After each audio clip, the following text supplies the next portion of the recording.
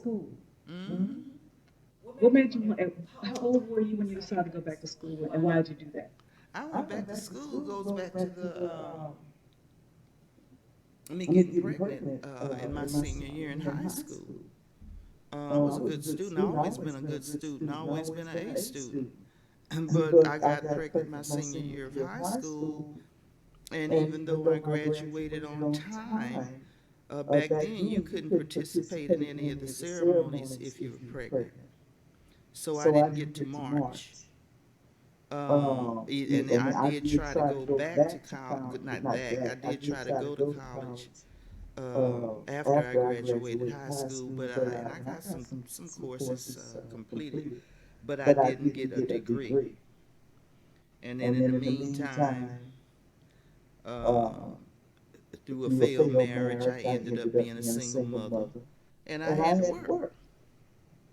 So I just never got around to, and then on top of being a single mother, I was a young mother, and I needed to work and party.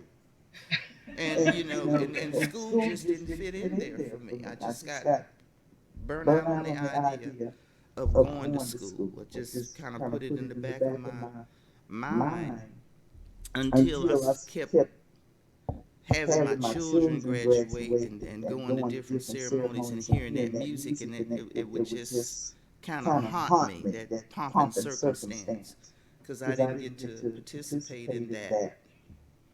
And I think it was Tammy really, because she was a trooper about getting her education. She got hers in bits and pieces, but she kept going. Yeah. If she had to take one class at a time, she just kept going, and she didn't have that much support pushing her to get her And that's my degree. sister.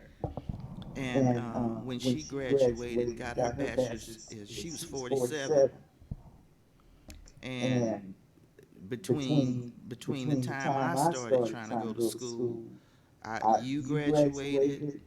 Uh, uh, Danielle. Well, then of course, then now I'm watching my grandkids graduate high school and go to college, and it just bothered me. So when Tammy finally got her degree at 47, I said, and I wasn't really doing anything. I was doing my own little business, but I didn't have any major ties to keep me from doing it, and I just decided I'm going to go back to school. But my motivation at that time was not the education.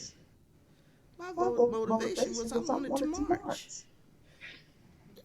That's what it was. But when I started, I was very intimidated because by now I was 67, Yeah. 67, yeah.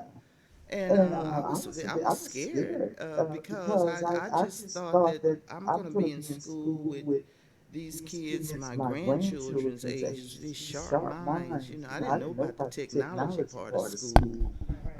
I didn't know anything about that. That was a whole nother thing.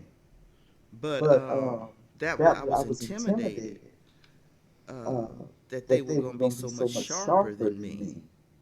And I found out, no, they're not. They're just sharper in technology. Mm-hmm. But when it came to writing essays and using correct grammar and being able to articulate, it was really kind of a letdown, But it was that part was an education in itself because I feel I began to feel sorry for the instructors and the professors. Y'all got to put up with all this here, you know. Because a lot of them were in my age group, and they know I know this is what they've studied to teach, Right. and they had to put up with that. But that's when I found out that no, they're not as smart as they think. They're smart, but they're not as smart as they think they are. They could be so much more with the technology plus common sense plus the respect factor, they could be the bomb. But it is what it is.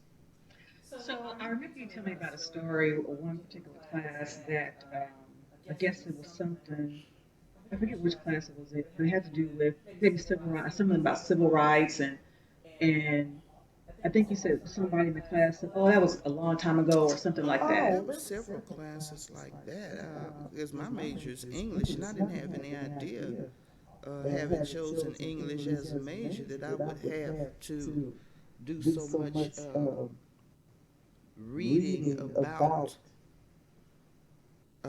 African American life. Hmm.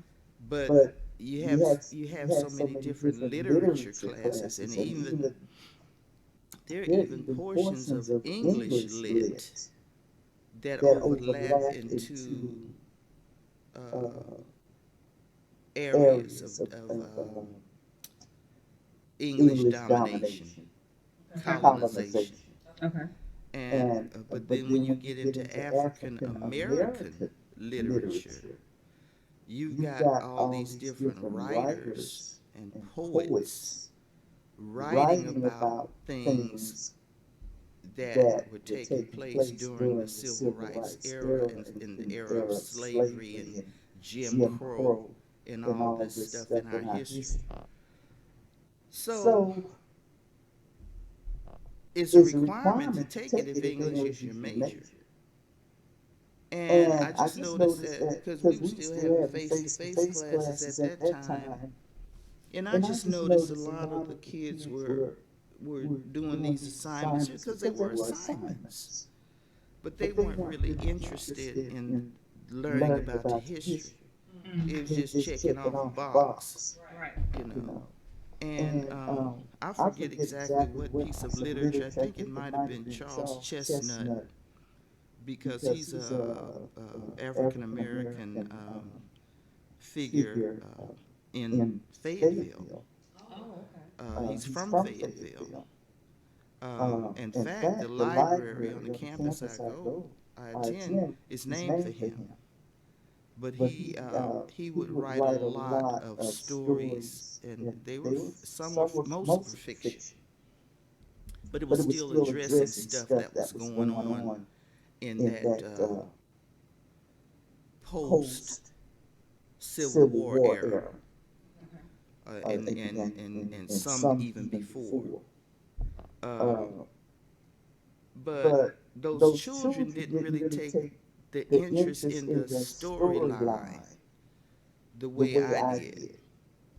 And because I'm while I'm reading this stuff and I'm looking at the dates that it was written, those were the dates that my father was a young man, or around that era. And they would be their attitude was like, oh gosh, that's so long ago. They didn't really take interest in it like I did. And I don't remember the story we were on at this particular time you talking about that I shared with you, but it was a very passionate piece of literature for me. And I remember telling them that you think this is so far back in the past, so ancient in history. I said, you got to understand something. I'm sitting here with you in this classroom, alive with you. And I'm telling you that some of this stuff we're reading about and studying, I remember it. I was here on this earth when it was happening, and I remember it. So if I remember it and I'm still sitting here with you alive, that ought to tell you that you're not that far removed from this type of discrimination. And they just thought I was being emotional, as usual. Uh, but I tell you, it wasn't 6 months went by before George Floyd got killed. And then all the young people were on the front lines with their fists up in the air, Black Lives Matter. And I thought about it. I said, I bet you they're thinking about Miss Shirley now and understanding what I was saying to them. Because discrimination is discrimination, injustice is injustice. What we were reading about, it took place in different ways. Took place in the form of lynching and out and out. They trying to be slick about voter suppression now. But back then it was just out and out. No, you can't vote. Or either you got to count the number of beans in this fishbowl, that kind of stuff. But I bless God for George Floyd. Not for what happened to him, but what has resulted from it, the awareness. Because had that not gone around the world, because he's not the first, and he won't be the last. But that particular thing that went around the world, it kicked off a movement, and it was catapulted by young people. And it's time for them, because our generation and the generation before me, we've gone about as far as we go. It's time for somebody else with the energy and the intelligence to take up the movement, and that's what they had to do. But they had to be pushed into it, because they had, we didn't have any leaders. After John Lewis and all these people like that, they're gone. Yeah, and I was just thinking about that. He passed last year or the year before. I think he died in 2019, wasn't it? I can't remember. It was, this past year's been a blur, but I know that. No, it was 2020. Yeah, it was a blur, because it's like 2020 didn't even happen.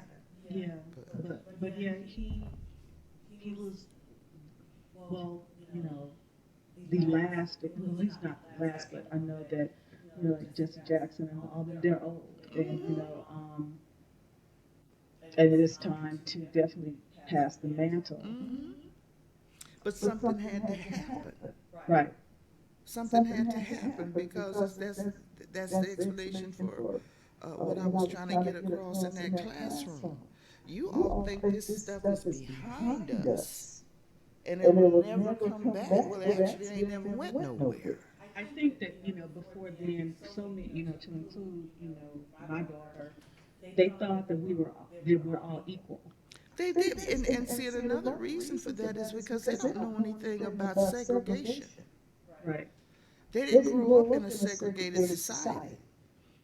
They grew up in an unjust society, but not segregated. But in my opinion, I think the worst thing that happened to black people as a community is integration. I understand that now, and I believe it as well. Because once that, now knowing what I know, we thought we had a mindset of what they had was better. Yeah. So we wanted that, and then our families separate. We used to live in the same communities, but now we're all over the place. And what's worse, we thought that they wanted us to have better, and they didn't. They never did.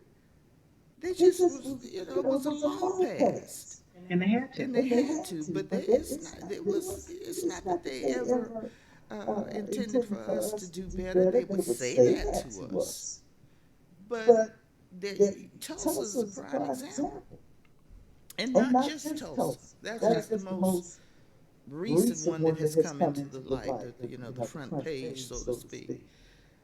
But you want us to do better. You didn't give us anything to help us do better. You set us free. Didn't give us anything. We're not worth anything to you anymore, so you lynch us when you feel like it. Because we don't have any value to you anymore. So when we do lift ourselves up, you ain't happy with that either. So you because we didn't ask you for nothing, we did it on our own. You burned that down too. So we bought into the idea with integration. We bought into the idea that we could really assimilate and be, on equal footing with them. It was never meant to be that. And then by the time your grandchildren came through, they thought that it was because again, I remember, being growing up, and we always said, or would hear it said, we have to be twice as smart to be Mm-hmm. considered just as good. But they never heard that. Mm-mm. They never Mm-mm. heard that you have to be twice as smart as your Caucasian Mm-mm. counterpart to be considered just as good. So they always thought that they were equal. So And then they based equality on materialism and capitalism. They based, yes, you dress nice, and you live in a nice neighborhood, quote unquote, whatever that is, and so nice car. yeah, they equated that as equality, but it really wasn't, because it's just capitalism. Because I ain't never been one for no designer names and all that. That means absolutely nothing to me, because when you and Terry was in junior high school, what was it, Jordan, Jordache Sassoon, and all and of all that? that. I ain't caring about none of that. Every now and then I might be able to get you a pair here or there, but I'm a seamstress myself, so your label ain't no better than mine as far as I'm concerned. I ain't trying to make you rich, but that's just the way I think. But it's a whole lot of us out there that feel like, well, I gotta have this and that and this and that so I can look the part. I can care less about that. Never did. Never did, and still don't. Because I didn't know the reason why then, but I know that that's a foolish thought, to feel like just because I have a certain pocketbook, but I ain't got nothing in the bank, or even nothing in the pocketbook, but I got the pocketbook. That's crazy, you know. But that's what we fell into, the mindset that this is what equality is, and it's not.